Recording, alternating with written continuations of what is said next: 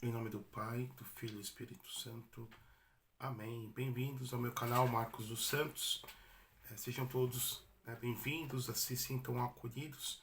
E nós vamos meditar hoje, então, no Evangelho e principalmente nessa solenidade da Santíssima Trindade, a primeira solenidade nessa segunda parte do ano litúrgico do tempo comum. Aqui na Espanha se chama tempo ordinário, é um tempo comum, em que nós vamos meditando durante este tempo todo o ministério público de Jesus.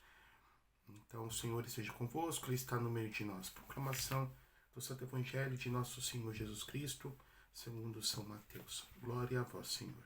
Capítulo 28, versículo 16 a 20. Naquele tempo, os 11 discípulos foram para Galiléia, ao monte que Jesus lhe tinha indicado. Quando viram Jesus, postaram-se diante dele. Ainda assim, alguns duvidaram. Então Jesus aproximou-se e falou: Toda a autoridade me foi dada no céu e sobre a terra, portanto, ide e fazei discípulos meus todos os povos, batizando-os em nome do Pai, do Filho e do Espírito Santo, e ensinando-os a observar tudo o que vos ordenei. Eis que estarei convosco todos os dias até o fim do mundo. Palavra da salvação. Glória a vós, Senhor. Que as palavras do Santo Evangelho perdoem os nossos pecados. Ave Maria, cheia de graça, o Senhor convosco. Bendita sois vós entre as mulheres. Bendito é o fruto do vosso ventre, Jesus. Santa Maria, Mãe de Deus, rogai por nós, pecadores, agora e na hora de nossa morte. Amém. Queridos irmãos e irmãs, nós hoje então festejamos a solenidade da Santíssima Trindade e a Igreja nos coloca esse Evangelho, último capítulo de São Mateus. Então, Nosso Senhor, Ele está sobre o monte e Ele vai sobre o Pai.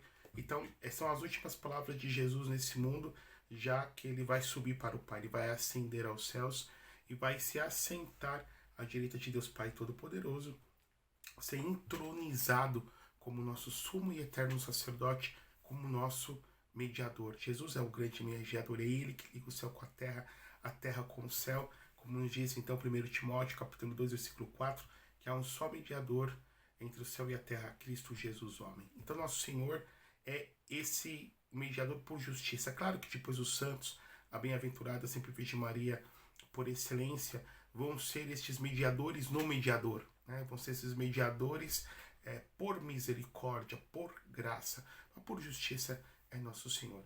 E ele vem nos dizer alguns dados. Primeiro, que toda a autoridade foi dada a ele, né? Então, ele que é Deus, se fez no homem, deixa a sua glória. A glória que significa a luz, a beleza significa o brilho, o resplendor, e assume a obscuridade, a pobreza, a fragilidade da nossa carne. E depois nosso Senhor morrendo, ressuscita e o Pai lhe dá, o Pai lhe devolve essa glória que por pouco tempo havia sido retirada.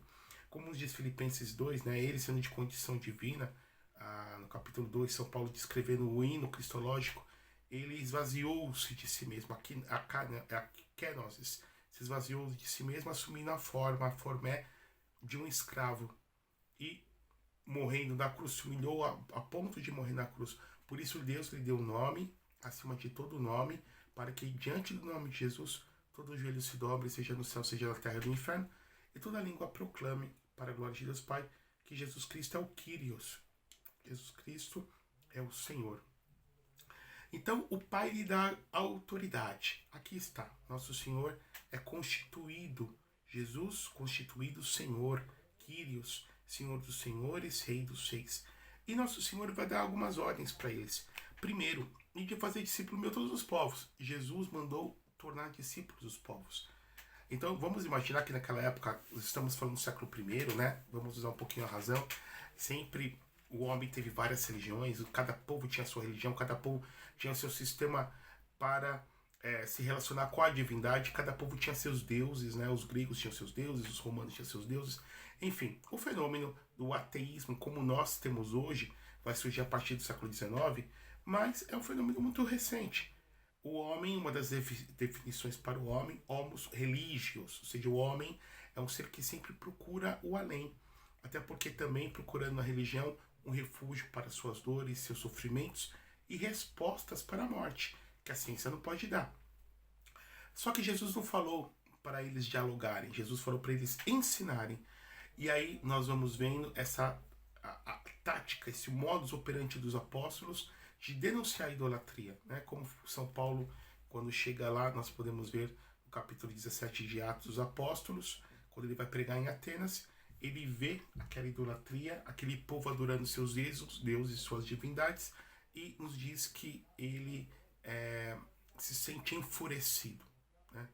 E ele vê um altar ao Deus desconhecido, e ele diz: agora sim eu vou evangelizar, eu anuncio esse Deus que vocês desconhecem, porém que é o Deus verdadeiro. Então, de todos os povos, né, a única religião verdadeira, o único Deus verdadeiro era o Deus dos hebreus.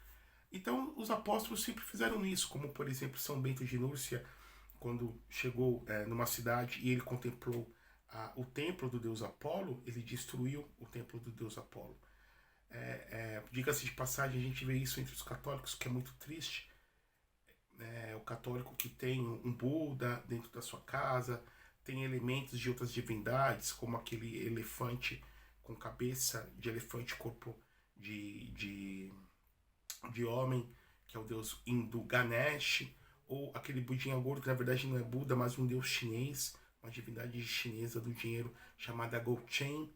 E católicos que vão misturando tudo, principalmente no Brasil, né?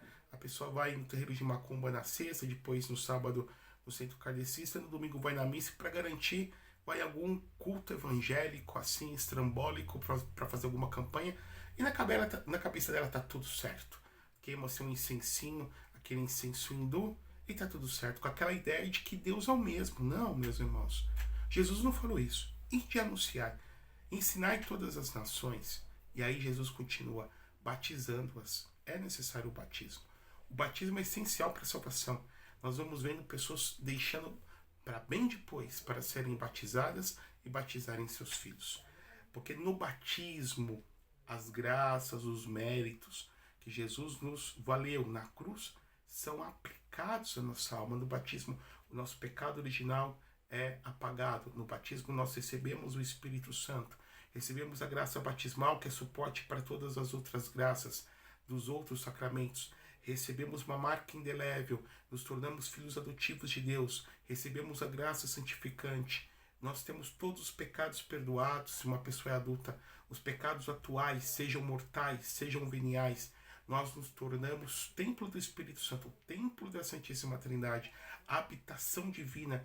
Nós nos tornamos membros da igreja. Então, é uma graça que você não pode privar ninguém, principalmente os seus filhos. Então, nós vemos que Nosso Senhor instituiu o batismo, Nosso Senhor ordenou que se batizasse. Mas nesse evangelho, nós temos aqui um conceito de Deus. As pessoas têm um conceito errado muitas vezes de Deus. Evidentemente que adoramos um só Deus, existe um só Deus. Paulo vai dizer em Coríntios que os ídolos são demônios. Então, as outras divindades, como por exemplo adoravam os pagãos, né, tinham as suas estátuas, como tem por exemplo os hindus, né, eles acabam adorando os demônios. Essa que é a verdade. Paulo vem dizer isso. Os ídolos, o que é ídolo? É uma estátua em que se acredita que habita uma divindade. Uma outra definição é uma estátua possuída por um demônio.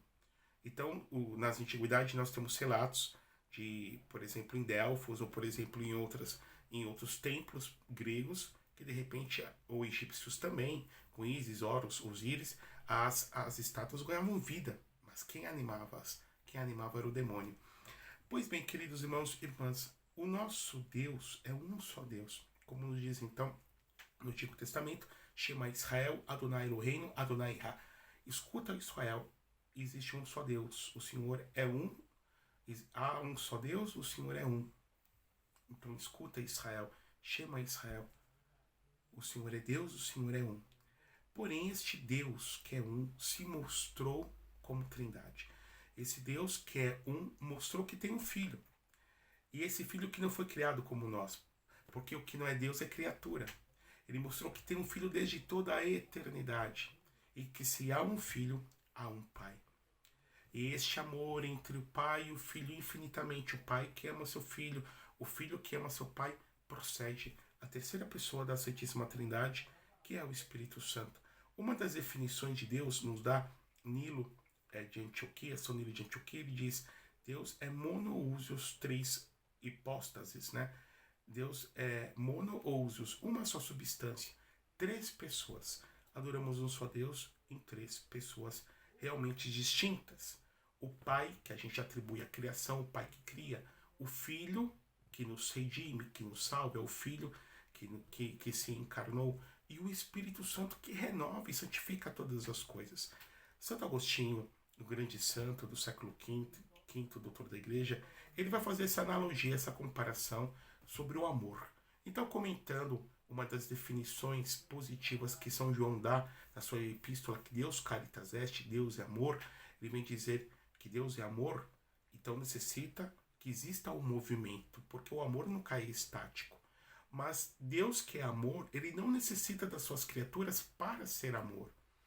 Então ele é amor em si mesmo, ele é amor já dentro da própria perspectiva da eternidade. E quando eu falo de eternidade, estou falando aqui de uma situação, estou falando aqui de um complexo fenomenológico além de todo espaço, além do tempo, porque o tempo e o espaço do qual nós estamos vivendo também são criaturas de Deus.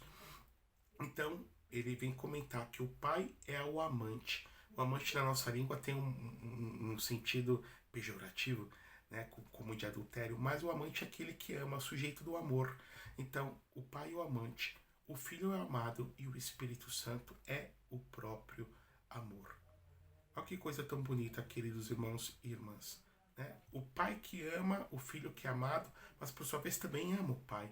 E este amor trocado, recebido, dado e acolhido, nós damos o nome de Espírito Santo.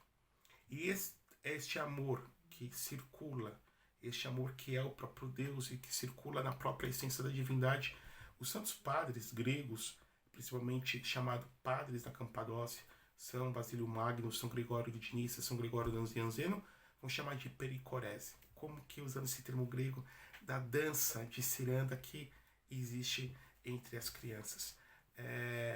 A Trindade, adoramos um Deus em três pessoas realmente distintas. O Pai não é o Filho não é o Pai e o Espírito Santo não é o Pai nem o Filho. Porém, a substância, aquilo que é o mais íntimo deles, é um só.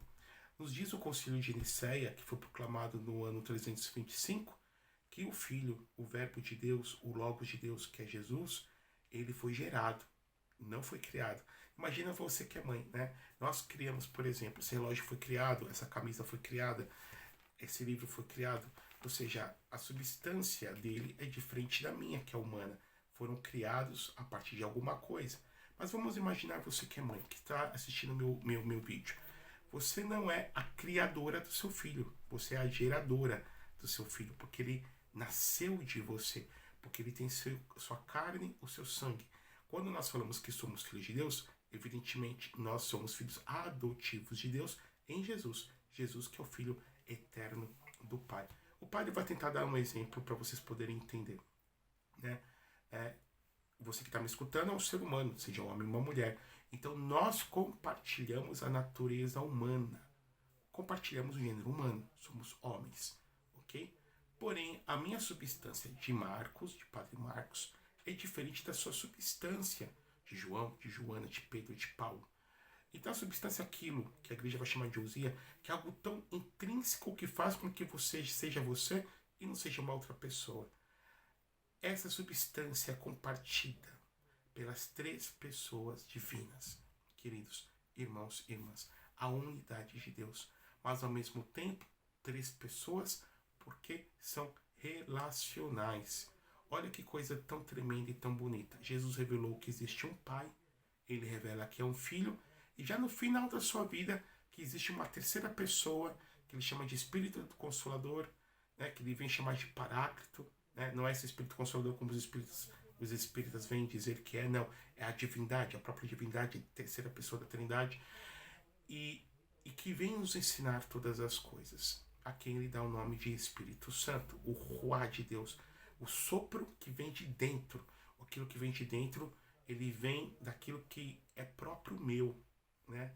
Então eu ponho para fora aquilo que é meu para que o outro possa, então, experimentar. Quando pensamos em Trindade, podemos cair em dois erros que comumente as pessoas caem.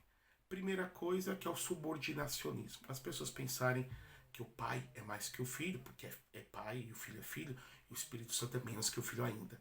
Não podemos cair nesse erro. Os três são iguais em dignidade, honra, glória e poder. E podemos cair no terceiro erro também, muito confuso para as pessoas, o triteísmo, de pensar que existem três deuses. Não, adoramos um só Deus. E ao mesmo tempo também, o nosso Deus não é nem o Deus dos muçulmanos, nem outros deuses. Eles concebem Alá como uma outra entidade, como uma outra divindade, ou dos judeus. Eu posso dizer que na verdade adoramos o Deus dos hebreus como que revelado na sua plenitude, porque depois ele vai se revelar como trindade. Isso já vemos já no Antigo Testamento, quando Deus se revela no plural, fazemos o homem à nossa imagem e semelhança. Quando nós vamos pensando na trindade, vamos pensando também na nossa própria realidade humana. Nós, homens que somos imagem e semelhança de Deus, pelo pecado perdemos a semelhança de Deus, mas pelo processo de santificação, nós vamos nos assemelhando àquele que nos criou, àquele que nos semeou, àquele que nos santifica. Porém, o imago Dei, a capacidade de racionalidade, de discernimento, de inteligência que Deus imprimiu em cada ser humano, isso não é apagado nem pelo pior pecado que possamos cometer. E quando pensamos e vemos, contemplamos, adoramos esse Deus unitrino, vamos vendo também esse reflexo dentro de nós, infinitesimal, infinitamente menor, mas nos ensinando que nós homens só nos realizamos quando nós nos relacionamos. O homem não foi criado para ficar só. E aqui o relacionamento, primeiro, com Deus. Então, como que uma linha vertical apontando para cima. O transcendental, a abertura para o divino, a procura, a busca pelo sentido da vida. E horizontal, quando nós amamos os irmãos. Quando nós nos relacionamos com Deus, com os outros e conosco mesmo. Que a bem-aventurada sempre Virgem Maria, por intercessão dela, possa nos abençoar. Maria que viveu isso, ela que é a filha de Deus Pai, a mãe de Deus Filho, a esposa do Espírito Santo. Que Deus Eterno Todo-Poderoso nos abençoe e nos guarde. Em nome do Pai, do Filho e do Espírito Santo. Amém.